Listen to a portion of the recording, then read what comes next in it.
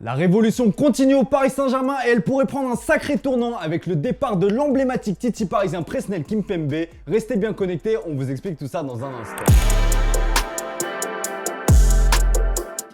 Bonjour à toutes et à tous et bienvenue dans ce nouveau JT Foot Mercato. Le PSG va connaître de nombreux changements cet été et c'est le secteur défensif qui devrait être le plus impacté. Luis Campos veut de nombreux renforts et c'est Presco qui devra en faire les frais. Souvenez-vous, il y a quelques semaines, l'emblématique Titi du PSG, Presnel Kimpembe, mettait un gros coup de pression à son club de toujours. Mon prochain contrat, il sera aussi important. J'attends de pouvoir rencontrer la nouvelle direction sportive et de pouvoir échanger avec eux sur le futur projet du club. Ça m'intéresse et voilà, je pense qu'il va falloir discuter assez rapidement.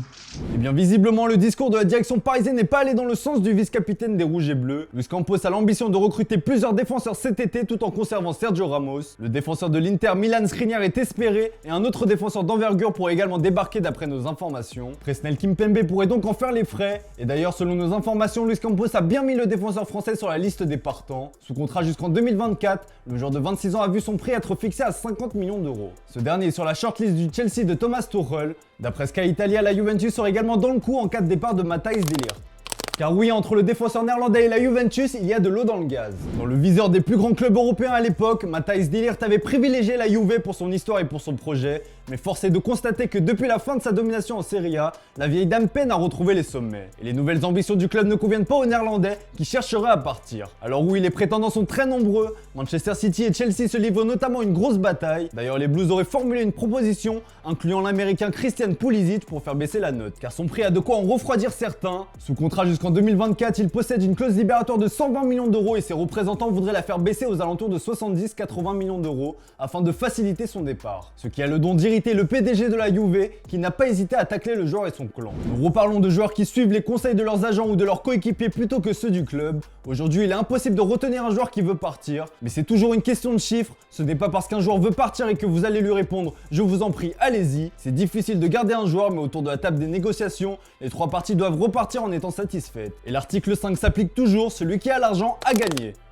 Un départ serait forcément une très grosse perte pour la Juve, mais cela leur permettrait de se montrer très actifs sur le mercato. Ce matin, la Juventus a officialisé les départs de Paulo Dybala, Alvaro Morata et de Federico Bernardeschi. Des départs certes attendus, mais qui sont à pallier. Et on retrouve des noms plutôt séduisants. Déjà, l'arrivée d'André Di Maria libre de tout contrat ne devrait plus tarder. Un salaire annuel de 7 millions d'euros l'attend dans le Piémont. Nicolo Zaniolo est dans le viseur de la Juve depuis longtemps, mais l'AS Roma demande entre 40 et 50 millions d'euros. Et on continue avec la piste Neymar qui semble cependant plutôt utopique au vu du salaire monstrueux du Brésilien. Puis de toute manière, l'intéressé privilégierait un retour au Barça comme on vous l'expliquait dans la revue de presse de ce matin. Enfin au milieu, c'est Leandro Paredes qui est pisté, mais le club parisien se montre gourmand et réclamerait 25 millions d'euros pour laisser filer l'Argentin. La Juventus va donc devoir sortir le chéquier pour attirer tout ce beau monde.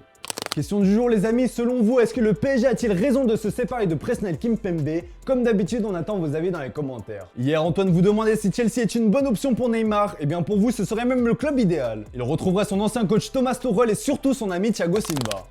On parlait de Presnel Kimpembe tout à l'heure, et bien ça chauffe pour l'arrivée d'un milieu portugais. Il s'agit de Renato Sanchez. Selon nos informations, le milieu du LOSC a quitté son lieu de vacances pour se rendre dans la capitale française. Le but étant de rencontrer les dirigeants parisiens et avancer sur un accord contractuel. Le club francilien s'est rapproché des exigences du joueur qui demande 6 millions d'euros par saison. Reste à s'entendre avec le LOSC sur les modalités d'un transfert. Dans le reste de l'actu, Antoine Griezmann est enfin fixé pour son avenir. Hier, on vous expliquait dans le JT que l'Atlético de Madrid réfléchissait à se débarrasser de Grisou en raison de ses difficultés financières. Finalement, le champion du monde français sera toujours un colchonero la saison prochaine. Marca a révélé hier soir que le club espagnol a officiellement activé sa seconde année de prêt. Le Barça récupérera donc 40 millions d'euros dans l'histoire. Une nouvelle qui a immédiatement rempli de joie l'intéressé qui n'a pas tardé à réagir via ses réseaux sociaux. À lui désormais de retrouver son meilleur niveau. On passe aux officiels et ça bouge fort du côté du LOSC avec notamment l'arrivée du nouveau coach Paulo Fonseca. Quelques jours après le départ de Jocelyn Gourvenec, le LOSC n'a pas tardé à trouver son remplaçant. Le tacticien portugais retrouve un banc un an après son passage raté à l'AS Roma. Il a signé un contrat de 2 ans avec les Dogs. Dans la foulée, le LOSC a annoncé l'arrivée de l'international algérien Hakim Zedatka. Libre depuis la fin de son aventure à Clermont, le latéral droit a signé jusqu'en 2025. Sans club depuis son départ du FC Barcelone, Ernesto Valverde va reprendre ses fonctions à l'Athletic, un club qu'il connaît bien pour l'avoir entraîné entre 2003 et 2005, puis de 2013 à 2017. L'Espagnol remplace donc Marcelino sur le banc de San Mamés. De son côté, l'OM a bouclé sa première recrue. Il s'agit du très prometteur Isaac Touré, défenseur central. Il a signé un contrat jusqu'en 2027 avec le club phocéen. Le montant du transfert est estimé à 5,5 millions d'euros plus 2 de bonus. Allez les amis, comme d'habitude, on se quitte avec l'image du jour. C'est bientôt l'heure de la reprise pour les footballeurs et notamment ceux du PSG. Sergio Ramos l'a bien compris et il semble déterminé à retrouver son meilleur niveau. Il n'y a qu'à voir l'entraînement intensif qu'il s'inflige. Voilà, c'est tout pour aujourd'hui. Merci pour votre fidélité. Bonne soirée à vous. On se retrouve dès demain pour un nouveau JT Foot Mercato.